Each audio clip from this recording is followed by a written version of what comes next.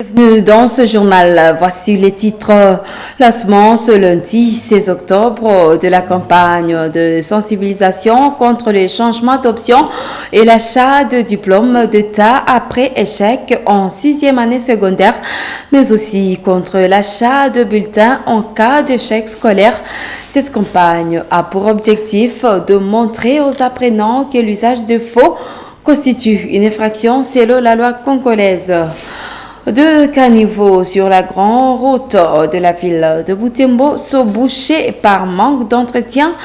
Des pluies répétitives occasionnent des déchets qui s'amassent ça et là dans des caniveaux et le bouche davantage de techniciens de l'Office de la voirie et drainage en ville de Butembo disent que cette situation est due au non-respect des normes de construction et à la mauvaise gestion de déchets par la population. Voilà tout pour le sommaire.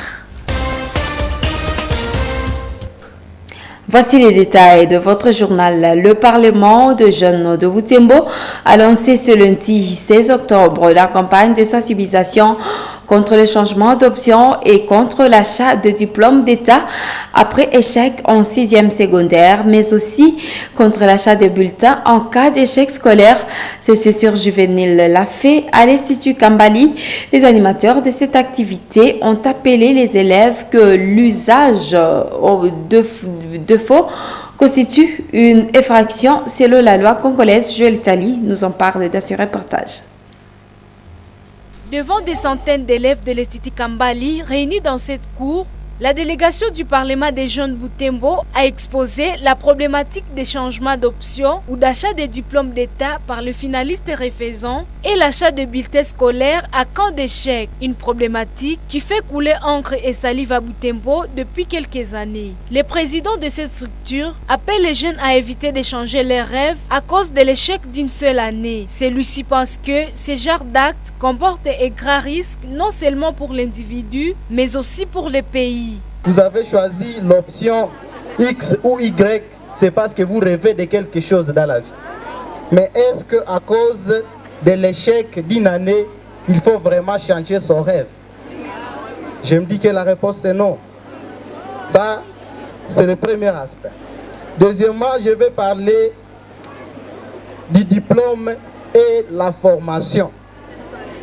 Quand j'ai joué dans l'option scientifique, après avoir fait 3-4 ans en train de suivre la formation dans cette option, et que la dernière année, je suis à 6e année secondaire, par malchance, aujourd'hui c'est 4e année des humanités, pardon, par malchance, je ne décroche pas mon diplôme, je me dis, je vais changer d'option et je vais maintenant à construction cycle l'eau.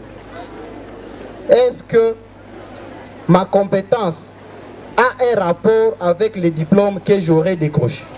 Et notre exposé a été ancré sur les cadres juridiques relatifs à l'usage de faux. Son orateur a fait savoir qu'il s'agit d'une infraction que punit la loi congolaise dans son article 126 avec une peine allant jusqu'à 6 ans. La loi nous dit ceci. Celui qui tente de falsifier un document pour s'accorder les avantages qu'offrent ces documents passe pour un auteur du faux en écriture. Et le faux en écriture, c'est une infraction prévue et punie par l'article 124 du Code pénal, livre 2. Cette infraction consiste en falsifier les documents ou à altérer le sens des documents pour se tirer les avantages que pourraient offrir ces documents. Le Parlement des jeunes Butembo compte étendre cette sensibilisation sur toute l'étendue de la ville. Cette structure dit vouloir toucher tous les acteurs de l'éducation pour freiner l'hémorragie de la corruption et la légèreté de l'éducation.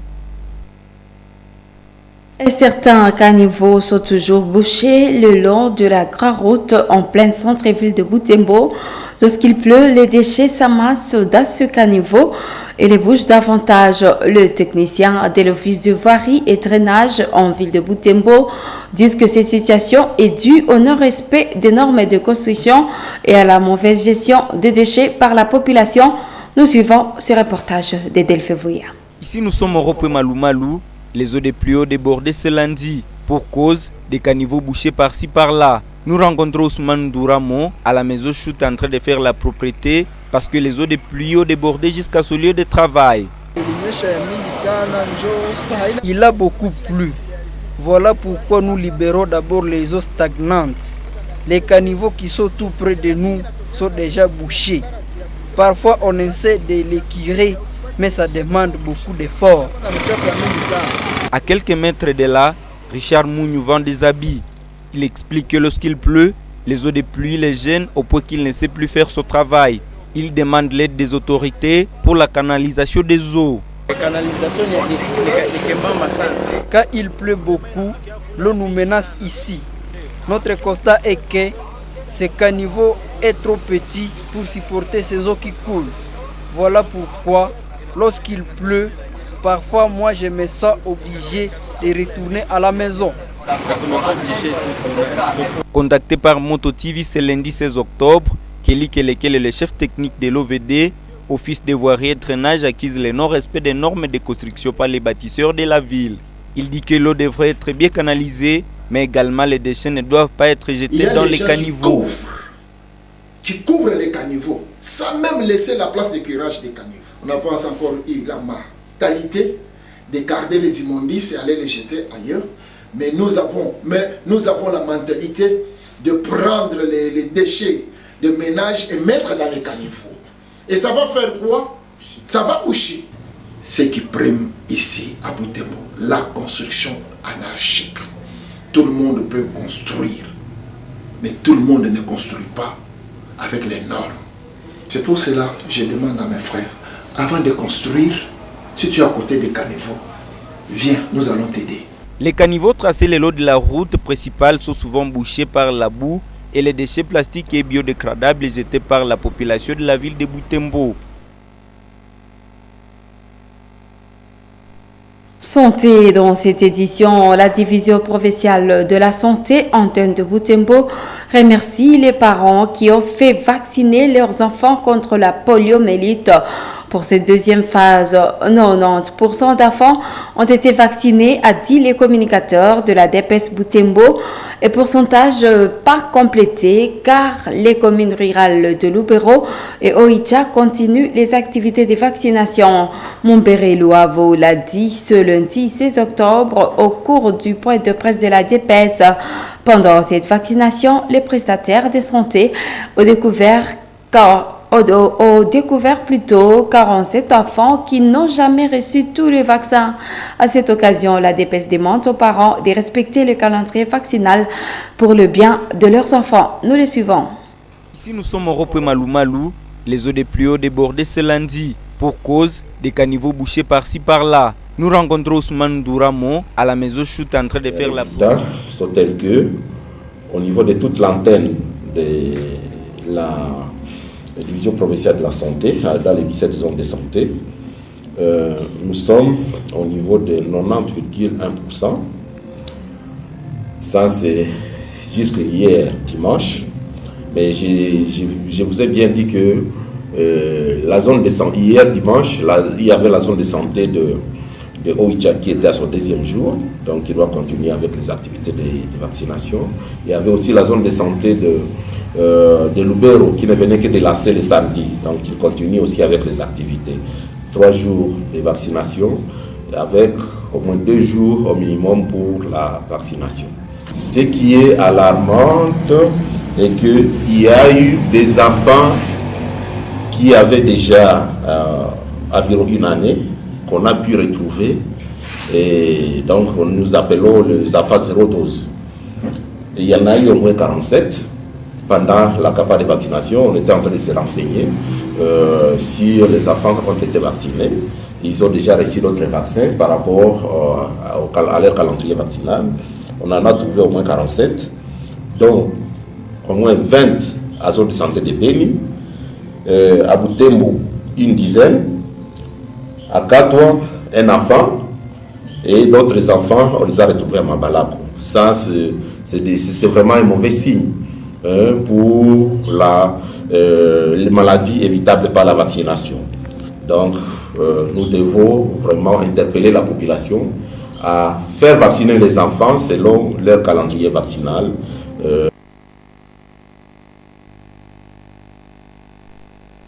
autre chose, la 8e session ordinaire de la grande commission mixte RDC-Ouganda s'est tenue à Kinshasa du 12 au 14 octobre 2023. Au cours de celle-ci, les visas d'entrée sur le territoire RDC-Ouganda ont été supprimés pour permettre la libre circulation des personnes. À la clôture de la session, le ministre d'État et intégration régionale de la RDC, Antipas Mbusa Nyamwisi, a remercié le chef de l'État congolais pour son implication pour la réussite de cette mission. Nous le suivons. Au nom de la République démocratique du Congo et de son président de la République, son Excellence Félix Antoine Tshisekedi Tshilombo, je voudrais vous remercier sincèrement pour le travail abattu à tous les niveaux et tous ceux qui ont rendu possible ce moment ici. Je disais tantôt dans notre séance à huis clos que ce moment était très important pour nos deux pays et pour notre région. Parce que les raisons de se méfier les uns des autres existent. Mais nous devons fournir des efforts pour transformer tout cela en une force pour la reconstruction et pour le développement. Parce que c'est de cela que nos peuples ont besoin. C'est pourquoi ce pas que nous avons franchi est très important. Parce que même un voyage de 1000 km commence par les premiers pas. Beaucoup de pas ont déjà été faits. Celui-ci en est un aussi. Donc, grand merci pour tous ceux qui ont contribué à sa réussite.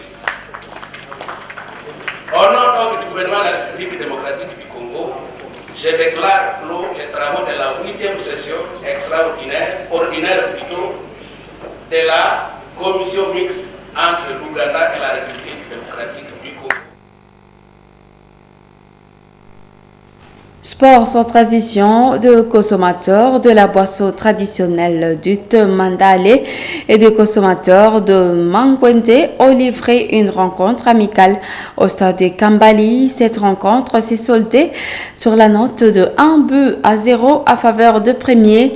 En deuxième rencontre, sur la même mer de jeu, les jeunes réunis au sein de l'Union sportive de Londo et de lavadeurs de motos et véhicules de Fungi se sont affrontés. Les jeunes de Londo l'ont remporté sur la marque de 2-1. Jules Tali a couvert cette activité. Voici son reportage. 14h dans ce stade de Kambali pour le coup d'envoi de ce match. En blanc, l'équipe des consommateurs de la boisson dite Mangwende et en orange, les consommateurs de Mandalé. Les deux équipes jouent une première mi-temps vierge. C'est la seconde mi-temps qui vient les départager. L'équipe des consommateurs de la boisson dite Mandalé réussit à exploiter une faille dans la défense de ses adversaires. Sur une longue passe provenant du centre de terrain, ceci provoque un but contre son camp qui va sanctionner la rencontre. Les joueurs de l'équipe des consommateurs de Mangwende disent n'avoir pas démérité, mais acceptent sportivement la défaite. Ilikuwa utobi ndio ilipatikana me match ingilishazoea sisi tulikuwa na squad ya kuyaza me tulikazana menga shikani kwa kunyama Ngwende tutakazana tutafandre nema il faut tunawatumia tena nyingine match retour. Alors que dans l'équipe des consommateurs de Mandalé, c'est une joie d'avoir décroché une précieuse victoire pour lancer cette équipe qui compte enchaîner une série de rencontres. Donc anacheza kisa tunaona wazazi tunapata pia utobi kwa menase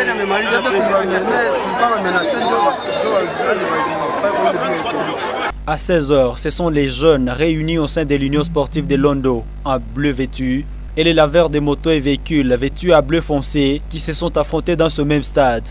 Cette rencontre tournera à faveur des Bleus de Londo. Ils battent leurs adversaires par la note de 2-1. Dans le cadre de préparatifs de la Coupe d'Afrique des Nations, la République démocratique du Congo a joué la Nouvelle-Zélande le vendredi 14 octobre 2023. Le match s'est soldé par un score nul, 2 buts partout.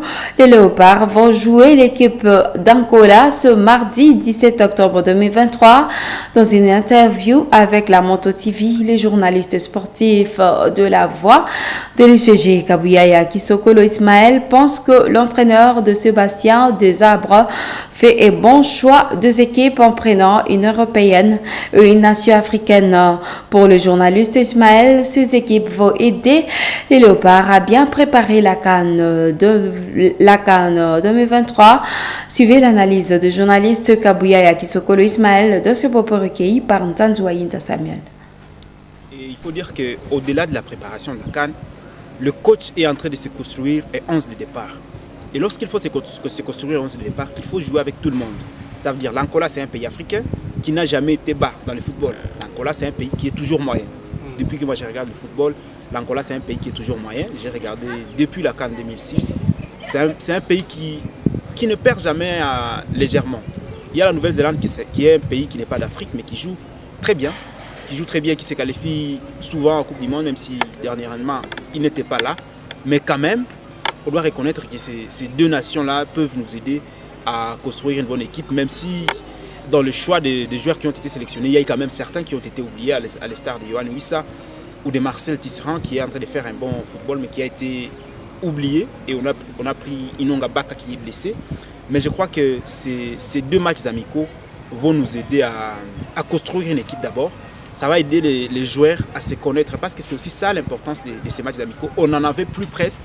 Et lorsqu'on en avait joué avec des clubs d'Afrique, mais là, je crois que Sébastien, il est en train de construire une équipe, et avec des matchs amicaux de la sorte, on doit aussi féliciter les Comores. Parce qu'on n'a plus la FECOFA, on a les Comores maintenant. Et les Comores qui est en train de changer les choses, vous voyez, ce n'est pas seulement avec l'équipe nationale. On voit les équipes d'âge, que ce soit chez les femmes, chez les hommes, toutes les équipes donnent du beau football, du beau spectacle. Et je crois que la RDC, cette fois, on peut y croire, et on peut croire en notre équipe en fait. Fin de cette édition, au revoir.